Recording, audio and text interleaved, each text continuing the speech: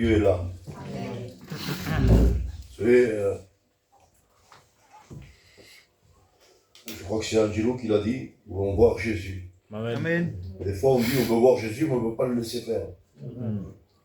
On veut bien être d'accord pour le voir, mais maintenant, le laisser faire, c'est autre chose. Alors, dans la réunion, le Seigneur est là, parce qu'il est là, parce que la parole de Dieu le dit. Il est là, et la parole de Dieu est la vérité. Amen. Le Seigneur est au milieu de nous ce soir. Amen. Et il est présent dans ce lieu. Amen. Amen. Et je peux vous le dire, de la part de Dieu, ce lieu est redoutable. Amen. Amen. Seulement, il faut le laisser faire. Il n'y a rien qui échappe à Dieu. Tout est au contrôle du Seigneur. Amen. Amen. Comme je dis souvent, le Seigneur n'est pas pris au dépourvu. Et il ne le sera jamais. Tout est écrit à l'avance, tout est préparé à l'avance. Moi, j'ai un message, j'avais 2-3 messages que je voulais apporter, mais Dieu fait ce qu'il veut.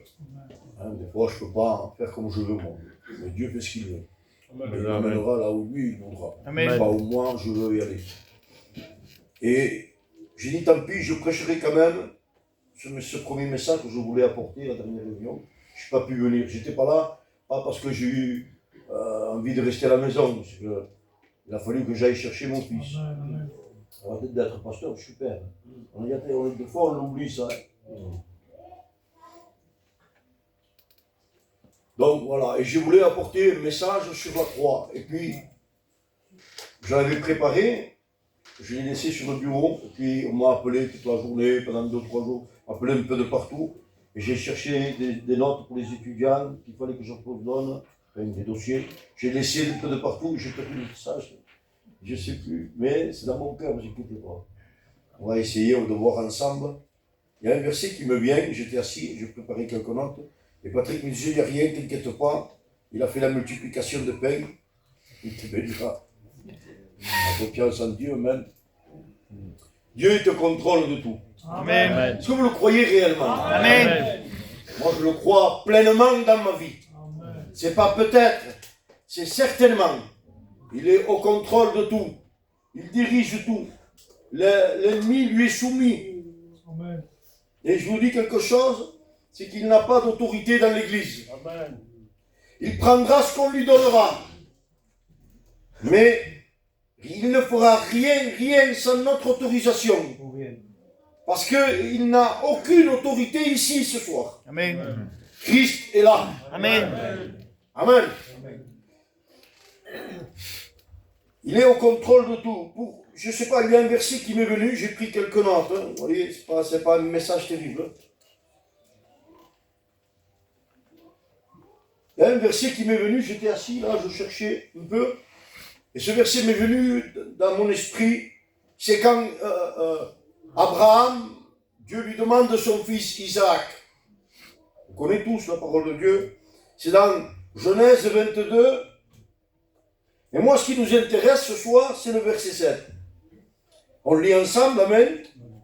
Genèse 22 au verset 7. Donc Dieu demande à Isaac un sacrifice. Et Abraham amène Isaac en sacrifice. Et il a le coup pour faire le sacrifice, l'holocauste. Il a le bois, il a tout, mais il manque l'animal. Parce que le sacrifice, c'était Isaac, comprenez bien. Dieu lui avait demandé. Donc il monte à la montagne avec son fils, et son fils est obéissant. Quand on pense à ce passage-là de la Bible, je ne vais pas m'attarder dessus, parce que ce n'est pas le sujet ce soir, je ne vais pas être long, hein, mais on pense qu'Isaac avait 7 ans. Non, Isaac était à l'âge de comprendre, c'était un jeune homme. Et là, il marche, il suit son père. Et puis au verset 7, on lit. Alors, Isaac parlant à Abraham, son père, dit, « Mon père !»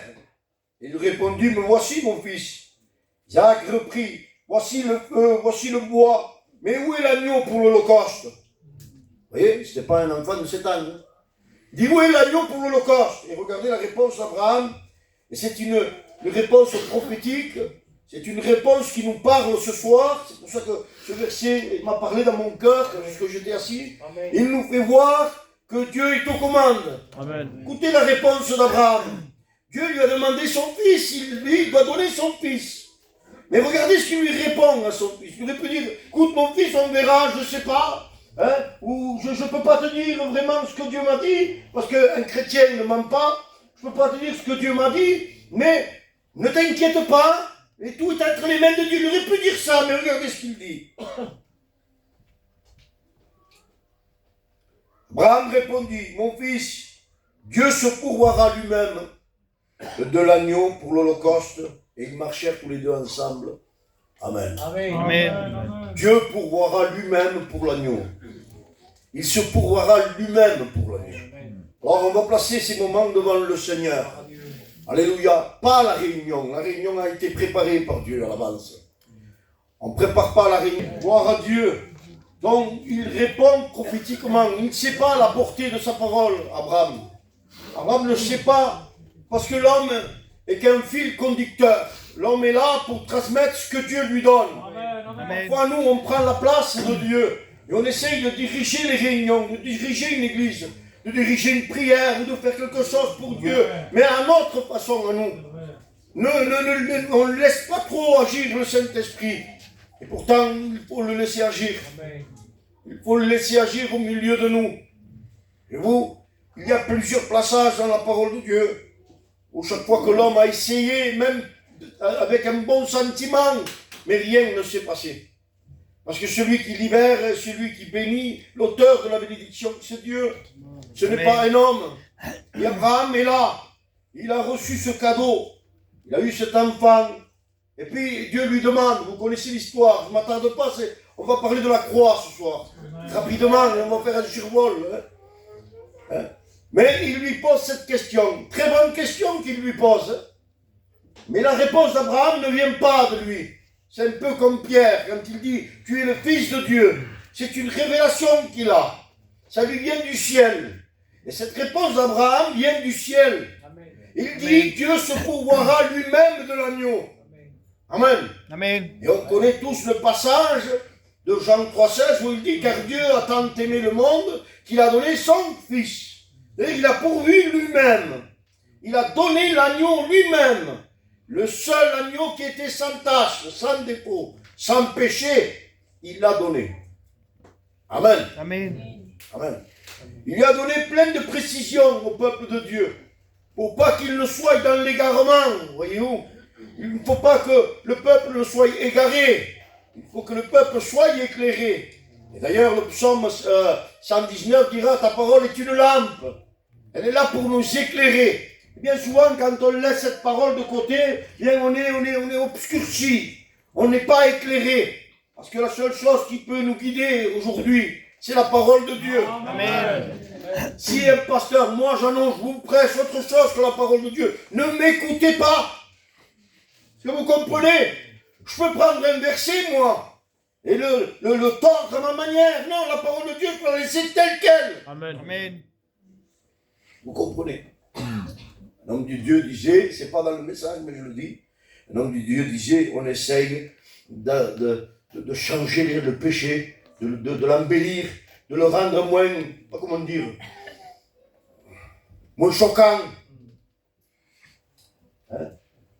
Aujourd'hui, quelqu'un qui ment, c'est le pasteur qui disait ça, aujourd'hui, quelqu'un qui ment, on l'appelle un mythomane. On ne dit pas c'est un menteur, c'est choquant, menteur, oh. Il est malade, c'est un mythomane. Il y a un autre nom pour quelqu'un qui vole. La Bible dit tu es un voleur, tu es un menteur, tu ne vas pas le royaume de Dieu. Péché, c'est un péché. Vous voyez, l'ennemi essaye de s'infiltrer, et puis nous, on essaye de suivre le mouvement, et on fait selon notre cœur. On essaye de prendre les choses. Et on dit, Seigneur, voilà, je vous donne l'exemple, la réunion, ce soir, il faut que tu, Seigneur, cela. Seigneur l'a préparé déjà à l'avance. Ah oui. Qu'est-ce que tu vas faire, toi, Jeannot? J'étais pas né, moi. Il avait préparé déjà cette réunion. Amen. Amen. Vous voulez que je fasse, moi, de plus? C'est vrai. Transmettre ce que Dieu met dans mon cœur. Amen. Et je participerai à la bénédiction. Est-ce que vous comprenez? Nous sommes des participants en réalité. Amen. Amen. Nous contribuons parce que Dieu nous fait grâce.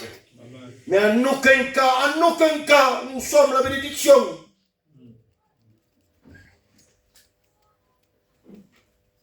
Il l'avait prévu, il annonce sa naissance.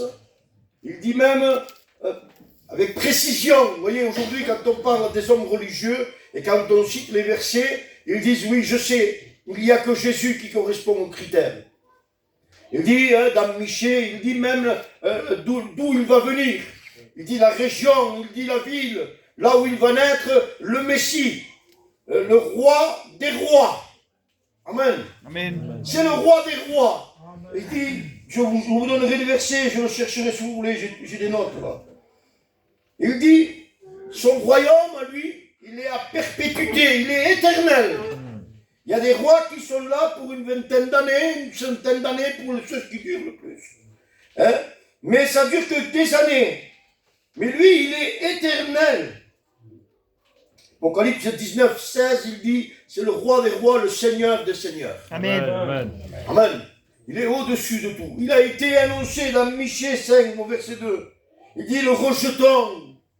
Parce qu'il venait de Nazareth. Et Nazareth veut dire rejeton. Vous voyez? Plein de détails comme ça. Que les hommes auraient dû percevoir. Mais ils ne l'ont pas perçu. Toutes les prophéties étaient annoncées. Et voyez-vous, on a entendu prêcher. Plusieurs fois, comme disait le frère Nicolas qui est auprès du Seigneur. Maintes et maintes fois. Et on l'entendra, vous l'entendrez encore peut-être. Et que l'ennemi pensait qu'il avait gagné quand il a amené Jésus sur la croix. Il a été dérouté sur la croix. Il n'a pas gagné, il a échoué. Son but à lui, ce n'était pas que Jésus aille jusqu'à la croix. Son but à lui, c'est qu'il n'y aille pas, justement. Je crois que c'est Michel Callot qui avait fait un enseignement à l'époque, quand on était étudiant. Et il parlait du combat. Comment l'ennemi avait essayé d'empêcher Jésus d'aller jusqu'à la croix. Même pour la naissance, Hérode va apprendre, et il va essayer de tuer, il tue des nouveau-nés. Il cherche Jésus pour le tuer. Tellement qu'un ange va avertir Joseph, il va dire, cache-le en Égypte. Et reste-y un temps, parce que Hérode veut tuer l'enfant. Mais toi, tu es le roi. Juan, tu es un roi. Et le roi sous l'autorité romaine. Rome dirigeait le monde entier. Il y a toute autorité, t'as tout.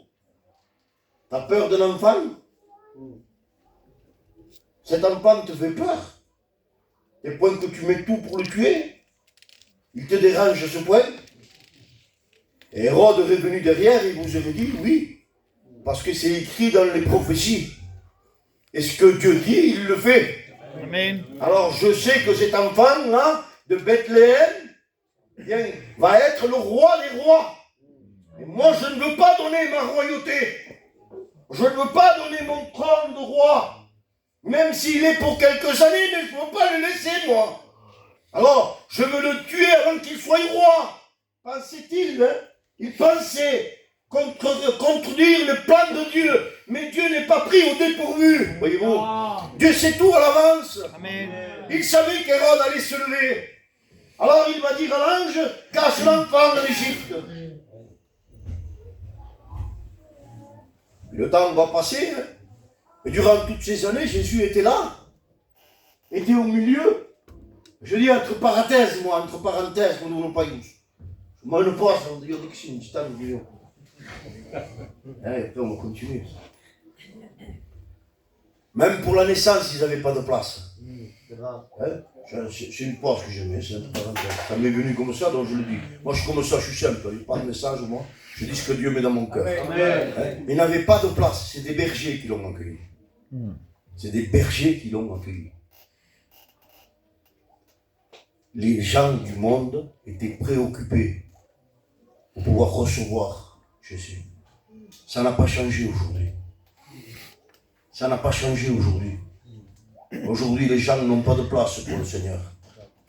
Ils ont de la place pour les miracles, pour les guérisons, mais pas pour le Seigneur. Le Seigneur va grandir, Jésus va grandir, il va aller au temple à 12 ans, vous connaissez. On passe rapidement, moi je veux parler de la croix. Amen. On passe rapidement, et puis vous voyez qu'il y a des miracles, il y a des guérisons, des résurrections. Ça a été annoncé par le prophète Ésaïe, ça a été annoncé, ils le voient, mais ils ne perçoivent pas. Jean, il baptise, il voit, il dit voici l'agneau de Dieu. qui ôte le péché du monde. Lui, il le voit. Pourquoi les autres ne le voient pas, Seigneur Jésus? Il le voit, lui. Parce que les autres voyaient l'apparence, peut-être, qu'il était trop simple. Ils disaient, c'est le fils d'un charpentier. Seulement lui, il ne voyait pas l'extérieur, Jean. Il voyait l'intérieur. Et il dit, c'est lui, l'agneau de Dieu. Il répond, vous voyez, ça, c'est pas préparé, c'est comme ça. Hein. C'est la réponse à Isaac. Où est l'agneau? Eh bien, Jean lui dit, il est là. Il ôte le péché du monde. Il est sans péché, sans tâche. Amen. Mais il l'avait déjà annoncé. Et puis ils le mettent en prison, Jean, il doute un peu. Je me laisse conduire dans mes pensées. Et puis il commence à douter un peu. Alors il y en a qui disent, mais non, il n'a pas douté. Non, il a douté un peu. Il dit aux disciples, allez voir pour voir. Dites-moi ce qui se passe là-bas. Mais pourquoi, Jean, tu dis ça? T'as besoin de voir? Non, Jean, non. Parce que les Écritures disent qu'il faut qu'il y ait des guérisons. Il faut que les aveugles voient. Il faut que les sourds entendent. Il faut que les morts ressuscitent. Alors moi, je veux savoir. Amen. Si je ne me suis pas trompé, je m'appuie. J'ai le droit de douter. C'est pas un péché le doute, Juan. C'est pas un péché le doute. Mais maintenant, lui, il va regarder ce qu'il fait. Il a un moment de faiblesse, il a un peu de doute. C'est ce qu'il fait, il s'appuie sur les Écritures. Allez voir si c'est ce qu'il fait, c'est écrit.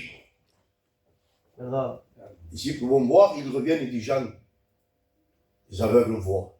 Amen. Les sourds entendent. Amen. Les morts ressuscitent. Amen. Et Jean sait qu'il ne s'est pas trompé. Que c'est le Fils de Dieu, le Messie, celui qui est venu, le libérateur. Amen. Alléluia. Alors les gens attendaient qu'il vienne pour détruire Rome, pour libérer Israël de Rome. Mais la Bible dit qu'il y avait une prophétie. Je vais vous la chercher, c'est la thérapie. C'est un concept. Pour venir un roi délivré, conquérant, faire la guerre, il fallait qu'il vienne avec un cheval. C'était les traditions du temps. Et quand il venait avec un âne, il venait en paix. Je cherche mon trapipas, on vous connaît. Je vous donnerai le verset. Je crois que c'est Zacharie. Il dit, il viendra, le Messie. Il ne viendra pas avec un cheval. Il viendra avec le fils d'un âne. Un ânon. Ça, c'est le prophète qui l'annonce. Je ne sais pas si vous réalisez ce soir ce que l'Esprit de Dieu est en train de vous dire. C'est le prophète qui annonce sa naissance. Le prophète annonce sa venue. Et avec quoi il va venir? C'est comme si je vous dis, moi ce soir, dimanche, il viendra le pasteur un tel, avec telle voiture, comme ça, comme ça, comme ça. Vous ne pouvez pas vous tromper, Seigneur Jésus. Le prophète l'annonce. Et avec quoi Jésus rentre? Hein? Avec le fils d'un âne, le bébé d'un âne, c'est ça? Un âne, je ne sais pas comment on appelle ça. C'est écrit ou pas dans l'évangile? C'est sûr que nous, mon gars, on le signale, on a un autre évangile. Je ne sais pas, je vois un peu sponté. Hein? Le prophète l'a prophétisé. Jésus vient. Un âne, où il était, Juan de Kenera? La Bible ne mentionne pas qui il était. Dieu avait pourvu. Amen. Hosanna, fils de David. Ah oui. Et il rentre, même ça c'était écrit. Même ça c'était préparé à l'avance. Puis je passe rapidement, je vous ai dit, je parlerai de la croix. Là, avec le moment où on lit chaque dimanche, on lit le passage de la Sainte Seine, voyez-vous. Et là, il fait la dernière Pâque, le Seigneur. Il est là avec les disciples. Et il n'y a pas que les disciples, notez bien, c'est très important. Il y a aussi les servantes qui sont là. Il y a aussi sa mère qui est là. Nous, on voit dans notre conception à nous, il n'y a que les 12 assis avec lui, c'est fini. Hein, parce qu'il y a un peintre célèbre qui a peint cette image du tableau, c'est fini, ils n'étaient que 13 dedans. Non. Il y avait les servantes qui étaient là. Ils servaient, il y avait Marie, il servait le Seigneur, il servait cette dernière Pâque. Et puis là, il va instituer la Sainte Seine, le dernier repas du Seigneur. Et là, la Bible dit que Satan, vous savez ce que ça veut dire, Satan? Ça veut dire accusateur. Et diable veut dire calomniateur. Ça veut dire ça. Moi, je ne peux pas l'enlever. Hein? Chaque fois que je calomnie un frère, je suis un diable. Ah oui, diable, ça veut dire calomniateur. Calomnier, ça veut dire je l'accuse de quelque chose qu'il n'a pas fait. je deviens calomniateur. Ah oui. Et calomniateur, dans le grec, je ne sais pas quoi, hein, ça veut dire, ça se dit diable. Ouais. Et Satan veut dire accusateur. Quand j'accuse quelqu'un, en hébreu, je deviens quoi? Satan, ça s'appelle en hébreu. On aime nous hébreux, on nous garde par là. Mais il faut prendre tout l'hébreu alors. Ah oui. Un accusateur en hébreu, ça se dit Satan. Vous voyez? La Bible dit que Satan rentrant dans Judas, il rentre en lui. Comprenez? Il va livrer le Christ pour des pièces d'argent. Je pense que ce n'est pas le message ce soir. Je veux venir à la croix quand même. Pour les pièces d'argent. Le Christ est là. Il le sait, il le dit. C'est écrit. Il dit, Matthieu 26, 26. Hein, et puis d'autres évangiles en parlent. Vous connaissez mieux que moi. Il dit qu'il y en a qui va tremper le pain. C'est lui qui me trahira. Oui ou non? Puis Judas est là. Il est possédé. Pas par des démons. Par Satan lui-même. C'est pas pareil là. Les démons, c'est les anges déchus. Non, là, c'est Satan lui-même. La Bible dit Satan rentre en lui. Et Satan lui-même, avec toute sa puissance, il est là pour presser Jésus le Christ, qui, je vous rappelle, est là en tant qu'homme. Il est Dieu, mais il est en tant qu'homme. Il est comme moi et toi. Il est faible. Ils sont là et il ne bouge pas. Il ne bouge pas. Jésus le regarde et dit, va, fais ce que tu dois faire. Et là, il part. Est-ce que vous comprenez? Moi, Jeannot de Lézignan, ça me fait quoi? Réfléchir, regarde, comme d'où. Tant que Jésus ne lui disait pas, vas-y, ça n'en passe. Ça faisait des années qu'il avait planifié ça. Il attendait que ça. Il avait préparé ça. Vendre Jésus, le Fils de Dieu. Ça fait des années, mais pourquoi tu attends la permission? Parce que je ne peux pas. Il est tout puissant, c'est le Créateur. Amen. Moi, je suis une créature. Amen. Je ne peux pas. Je dois même, moi, obéir. Vous savez qu'il a plus de crainte l'ennemi que nous. Chez nous, on aurait la crainte du Seigneur. Il y avait beaucoup de choses avec ça qu'on ne verrait pas. Tant que Jésus ne lui dit pas va, il ne bouge pas. C'est Jésus qui lui dit va, fais ce que tu dois faire. Il ne s'adresse pas à Judas là, il s'adresse à Satan. Il dit va, fais ce que tu dois faire, fais-le, car ça doit arriver. Je dois aller à la croix. Et là, il n'est pas content, l'ennemi. Croyez-moi qu'il n'est pas content, je vous le dis. Il dit attends, je t'aurai au jardin de Gethsémane. Je ne peux pas t'avoir là au repas, hein, mais je t'aurai à Gethsémane. Parce que là, je vais les endormir. Et tu leur as enseigné de prier, d'être unis ensemble. Je vais les désunir, moi. Je vais me mettre, moi, les désunir, les faire disperser, et je vais leur enlever les larmes que le chrétien a, ce que les chrétiens ne réalisent pas. Je vais leur faire oublier que l'arme la plus puissante, c'est la prière. Amen. Je vais y aller, moi. Je vais les endormir. Qu'est-ce qui se passe à Gethsémane? S'endorment tous. Jean, celui que Jésus aimait, s'échappe. S'échappe. Pourquoi on ne sait pas. Pourquoi s'échappe? Vous dire, il a eu peur. Attendez, au milieu de la croix, il n'a pas eu peur. Pourquoi là, il a eu peur? Parce que là, il y avait Satan avec toutes les dominations. Il était là. Il avait l'oppression sur Jésus. Est-ce que vous comprenez? Il y avait tellement de pression sur le Christ qui était là. Lui, ce qu'il voulait, c'est le faire dévier de la croix. Vous voyez, quand je vous donne l'exemple, Pierre dit, il dit, Seigneur, je ne te laisserai pas, moi, mourir. Je t'empêcherai. Il dit, arrière de moi, Satan. Je dois aller à la croix. Est-ce que vous comprenez? Eh oui. Et puis, il y a un moment d'angoisse. Moi, j'ai entendu qu'ils disent que le chrétien qui a des angoisses, c'est pas normal. Jésus a eu des angoisses. Amen. C'est vrai. Des angoisses à la mort, la Bible dit. Des angoisses tellement fortes. Et puis ses frères, ses disciples ne sont pas là. Drummond. Il dit, Pierre, tu n'as pas pu veiller une heure. Oui, comme des fois, on n'arrive pas à prier, on est tellement abattus, tellement découragés. L'heure est grave, mais ils n'arrivent pas après là. Oui. Et puis ils sont là, et Jésus est là, Gethsemane, il est tout seul. Il y a toutes les dominations contre lui, et il est tout seul. Et là, il a un moment, et il dit que cette coupe s'éloigne. Il parle pas du sacrifice, de la souffrance. La coupe pour lui, c'était que le Père s'éloignait de lui. Allez retourner le visage. Et il n'avait pas l'habitude de vivre sans la présence du Père. Amen. Est-ce que vous comprenez? Il y a des chrétiens qui vivent des semaines, des mois sans la présence de Dieu. Ça ne le préoccupe même pas. Il la remplace par de l'émotion. Christ, lui, n'en avait pas l'habitude. Oui. Et il est là, il dit que cette coupe s'éloigne de moi. Mais il se ressaisit de suite. Il dit, mais toutefois, pas ma volonté, la tienne. Amen. La tienne. Amen. C'est la tienne qui compte. Je dois aller à la croix. Je dois aller à la croix. Je dois passer par la croix. Ça a été prophétisé. Il faut que la prophétie s'accomplisse. Et il n'y a que lui qui peut l'accomplir. Mais pour l'accomplir, et c'est ça aussi que je voudrais vous faire passer ce soir, il a accompli tout seul.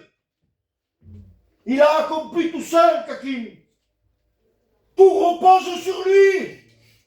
Le salut de l'humanité repose sur Jésus. Amen. Tout seul. Non, seul aussi, tout seul. Amen. L'oppression qu'il devait y avoir, Jésus. Il était tout seul. Passe devant les autorités qu'il y avait à l'époque. Passe devant et puis Pilate, lui, ce qu'il veut, Pilate était un gouverneur romain, vous voyez. Ce qu'il voulait, lui, c'était que tout se passe bien. Là-bas, il n'avait que faire, lui, de ça. Jésus, pour lui, n'avait rien fait. Vous comprenez? Il était innocent pour lui. Alors, les choses religieuses, à lui, ça ne le touchait pas trop. Lui, tant que ça ne dérangeait pas la gouvernance de Rome, si vous voulez, hein, ça allait. C'était son travail à lui, que tout se passe bien. Mais par contre, les religieux, ça les dérangeait. Oui. Satan empêche Jésus de monter à la croix. Et il se sert de qui? Le religieux. Mais c'est quoi un religieux? C'est pas quelqu'un qui a l'apparence d'être pieux. C'est pas quelqu'un qui, soi-disant, représente Dieu. Comment ça se fait que l'ennemi se sert de lui? Comment ça se fait? Hein? Je veux dire en espagnol, c'est plus joli. Porque dentro estaba vacío. No había nada. Afuera era guapo. Adentro no había nada. Il y avait son intérêt. Il y avait sa fonction. Il y avait sa place. Et lui, il voulait garder ça. Alors Jésus le dérangeait. Jésus le dérangeait. Est-ce que vous comprenez? Alors l'ennemi se sert de ça. Des personnes ambitieuses. Des personnes orgueilleuses qui veulent des places, des titres. Il n'y a pas d'ambition dans l'église. Amen. Il n'y a pas, il y a une dévotion, un dévouement, mais pas une ambition. On est dévoué pour le maître. Ça s'appelle une dévotion. On mélange tout, nous. Hein? Je veux grandir pour toi, Seigneur. Le jeune homme, tu seras diacre. Merci, Seigneur. Mais moi, je voulais être pasteur. Ah non. Ça, c'est de l'ambition, jeune homme. La dévotion, c'est sois là où moi je te placerai. Amen. Surtout, sois utile. Gloire à Dieu. Amen. Amen. Amen. Aujourd'hui, on n'en voit pas beaucoup de la dévotion. Hein. On voit plutôt de l'ambition. Ils veulent tous monter là, mais personne ne veut rester en bas. Je ne dis pas ici, sinon. Je me souviens que j'ai fait un baptême, pas ici, c'est pas ici. J'ai fait un baptême, je venais de baptiser le frère, il m'avait invité à moi. Je ne viens, tu feras les baptêmes, oui, je viendrai. Je venais de le baptiser, media hora, une heure, allez à fond.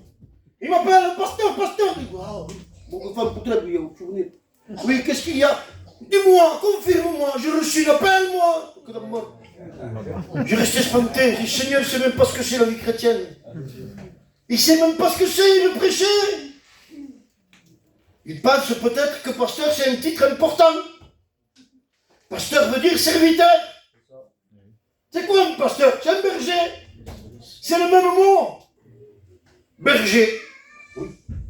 Berger. Pourquoi un berger? Parce que le précieux, c'est pas le berger, c'est la brebis. Ah oui. Le berger sans les brebis, il n'est rien du tout. Amen. Ils amènent Jésus devant et les hommes religieux font tout. Alors Pilate, il envoie vers Hérode. Et Hérode dit, moi pour moi, me dérange pas. Reprends-le toi. Moi je veux pas me tracasser avec ça. Je m'explique avec mes mots, moi. Renvoie-le là-bas. Et puis les religieux insistent. Je vous dis, ils insistent. Et ils disent, regarde, Rome va être en danger si vous le laissez. Mais pourquoi? Il n'a rien fait, il guérit les malades, il dit rien. Il a dit qu'il était roi. Et là, s'il est roi, ça va toucher la gouvernance de Rome. Ils veulent toucher le point sensible. Et Pilate, et sans le faire exprès, c'était contrôlé par Dieu. Est-ce que vous comprenez? Sans s'en rendre compte, l'ennemi là, il est en train d'abattre une carte que Dieu attendait. Moi je me souviens, mon père jouait beaucoup aux cartes. Il aimait jouer, les vieux jouaient beaucoup aux cartes. Et il savait tellement jouer que quand il jouait avec son copain, il savait déjà les cartes que l'autre il allait jeter. Et il attendait qu'il jette telle carte pour lui gagner. Et quand il jetait la carte, il rigolait. Et pourquoi tu rigoles? Parce que je l'attendais. Et c'est un peu ce qui s'est passé. Il veut être roi, tu es obligé de le juger. Et Pilate dit, écoutez, moi si vous voulez le juger, on va le juger, je passe rapidement. Il dit, on va le crucifier. C'était le supplice. La malédiction, si vous voulez. Il n'y avait pas plus grand que la crucifixion. Il dit, qu'est-ce que vous voulez lui faire? Quelle est la sentence que vous voulez lui donner? Et eux-mêmes, ils disent, crucifie-le, même là, ils sont en train d'accomplir les Écritures. Amen. Crucifie-le! Crucifie-le! Et ça fait partie du plan de Dieu.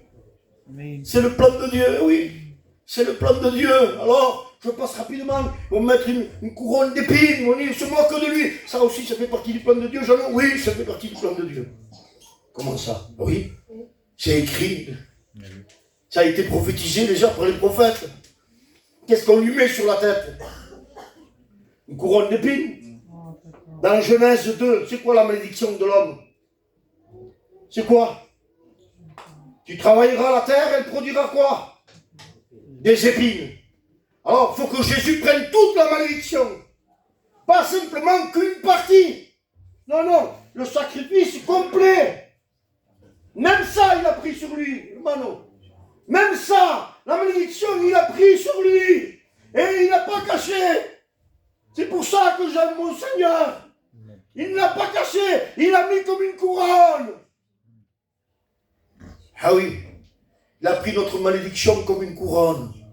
Nous, une couronne, c'est un honneur. Mais le Seigneur, c'est un honneur de prendre ta malédiction. Il a pris notre malédiction de Genèse 2, il l'a pris dessus. Et il a pris lui. Je passe rapidement, ils lui ont cloué les mains, ils m'ont pointé, le craché sur le visage, ils ont tiré au sort sa tunique. Tout ça, vous le trouverez dans le psaume 22. C'est écrit aussi. Il l'avait prophétisé. Ils ont percé mes mains et mes pieds. Voilà pourquoi, quand ils ont dit crucifiez-le, ils accomplissaient la prophétie. Est-ce que vous comprenez? Oui. Et puis, aucun os n'a été touché. Psaume 22 aussi, c'est écrit.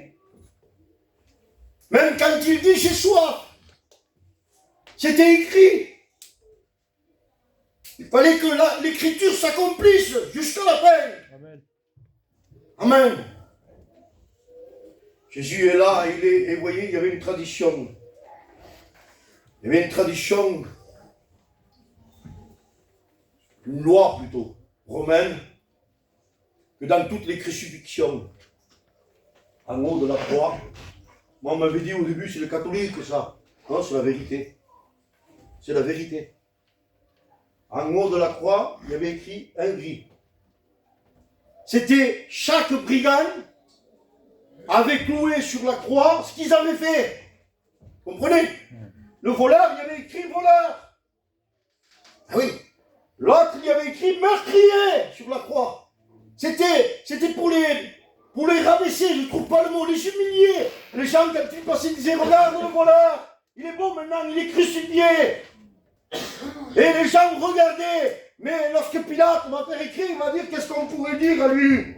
Il n'a rien dit, il n'a rien fait. La seule chose, pourquoi ils m'ont dit de le crucifier, c'est qu'il a dit qu'il était le roi. Gloire à Dieu. Alors on va mettre Jésus de Nazareth, roi des Juifs. Amen. Il faut écrire, écoutez bien. Parce que Dieu est au contrôle. Amen. Amen. Je ne sais pas les problèmes que tu as dans ta vie. Je ne sais pas les difficultés qu'il y a, le découragement qu'il y a. Mais je te dis une chose, rien n'échappe à Dieu. Amen.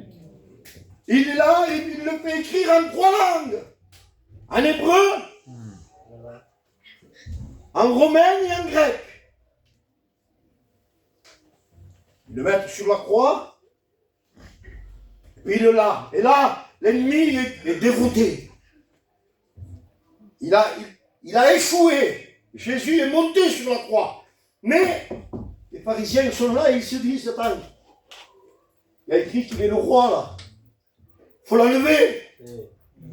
Ah oui, moi ce que je vous dis, c'est écrit dans la Bible, dans l'évangile de Jean au chapitre 19, le verset, vous le chercherez. Il dit, ils vont voir Pilate, il dit, Pilate, enlève l'écriture. Comment ça? Pilate, il dit, non, mais pourquoi il y a rien de mal? Alléluia. Vous n'avez pas dit qu'il était le roi? Ah oui? Enlève-le! Mais pourquoi? Parce que c'est pas le roi! C'est Satan qui parlait là. C'est pas le roi! Parce que si tu écris roi, tu es en train de faire un instrument de supplice. Tu es en train de faire un trône à perpétuité. Est-ce que vous comprenez? La croix pour nous aujourd'hui, c'est le trône de la grâce. Amen. Est-ce que vous comprenez? La Bible avait prophétisé qu'il y avait un roi qui devait venir. Il y avait le roi des rois qui devait venir. Et là, Pilate, sans s'en rendre compte, va accomplir les Écritures. Voici le roi. Et ça dérange l'ennemi, ça dérange les religieux. Ils ont tout fait pour enlever l'écriture. Mais Pilate va dire quelque chose. Et ce que va dire Pilate, ce serait bien que nous aussi on le dise, enfants de Dieu. Amen. Ce qui est écrit est écrit. Amen. Amen. Amen. Ce qui est écrit, on ne peut pas le toucher. Et ils l'ont laissé.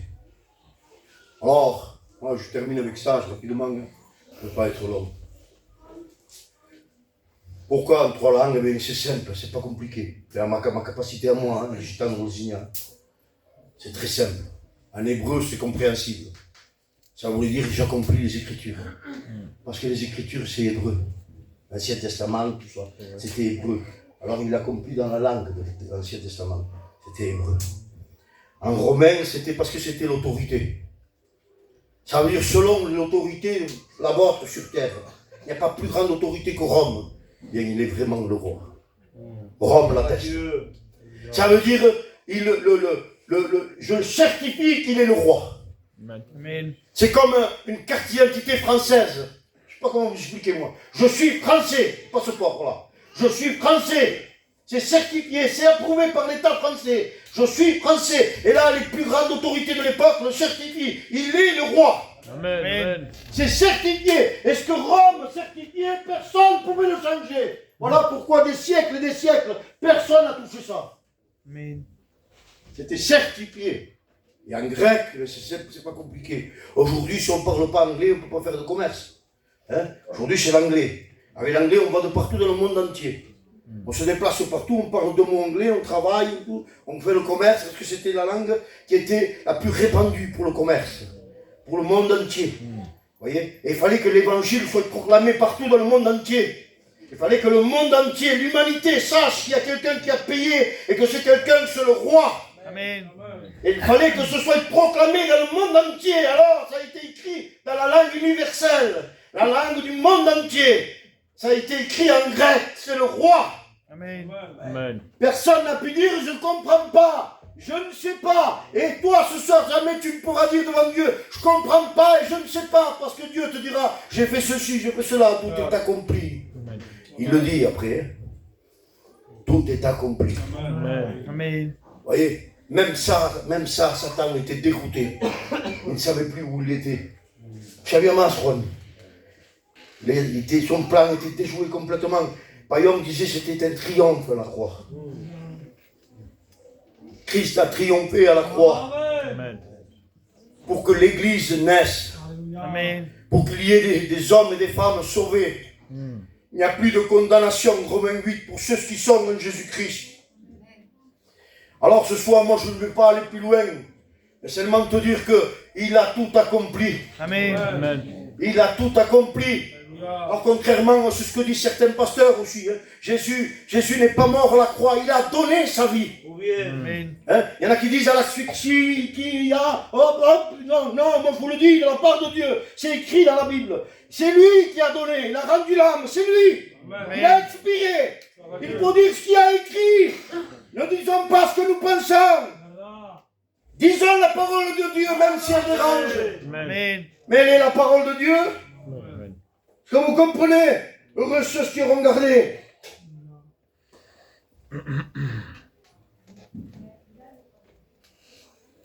Seigneur, il est ressuscité le troisième jour Amen. pour nous justifier. Et vous, moi, je ne peux pas annoncer la mort du Christ sur la croix sans la résurrection. Parce que la mort serait vaine sans la résurrection. Est-ce que vous comprenez? Non. Il est ressuscité le troisième jour. Et il est au milieu de nous, alléluia. Amen. Il est présent dans ce lieu. Il dira, là où deux ou trois s'accorderont à mon nom, je serai au milieu. Seigneur, même s'il y a plusieurs qui ne veulent pas, Seigneur, même s'il y a des complications, même si le lieu n'est pas terrible, même si l'endroit n'est pas beau, est-ce que vraiment tu es suivi? Oui, j'y serai. S'il y a tout simplement deux ou trois. Pas 15, pas 16, pas 30. Deux ou trois.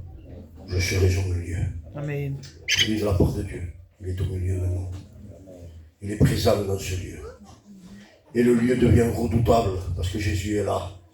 Il devient redoutable quand on en prend conscience, quand on laisse prise, quand on dit Seigneur, tu es là. Alors agis dans notre vie. Amen. Regarde nos problèmes. Nanette, regarde mes doutes, mes difficultés. Je suis fatigué, je ne peux pas être au top tout le temps. Et souvent je suis par terre. Et Seigneur, toi tu es là pour me relever. Amen. Tu es ressuscité pour me relever. Tu t'es donné à la croix pour moi, Seigneur. Tu as tout accompli pour moi, Seigneur. Pour que mon nom soit inscrit dans le livre de vie. Oui, ce soir, c'est un privilège. C'est un pouvoir, la Bible dit, évangile de Jean. Et je termine avec ça. C'est un pouvoir que certains oublient. À tous ceux qui ont reçu, qui ont cru en Christ. Le pouvoir leur a été donné. Amen. Amen. Devenir chrétien, devenir pasteur, non. Qu'est-ce qu'il y a écrit? De devenir enfant de Dieu. Amen. Oui, enfant de Dieu, c'est un pouvoir. Enfant de Dieu, c'est Christ qui vit en nous. Amen. Enfant de Dieu, c'est le laisser agir. C'est lâcher prise. C'est déposer nos fardeaux à ses pieds et dire Seigneur, tu as tout accompli. Agis dans ma vie. Amen. Nous sommes enfants de Dieu. Alors on va baisser nos têtes, on va fermer nos yeux.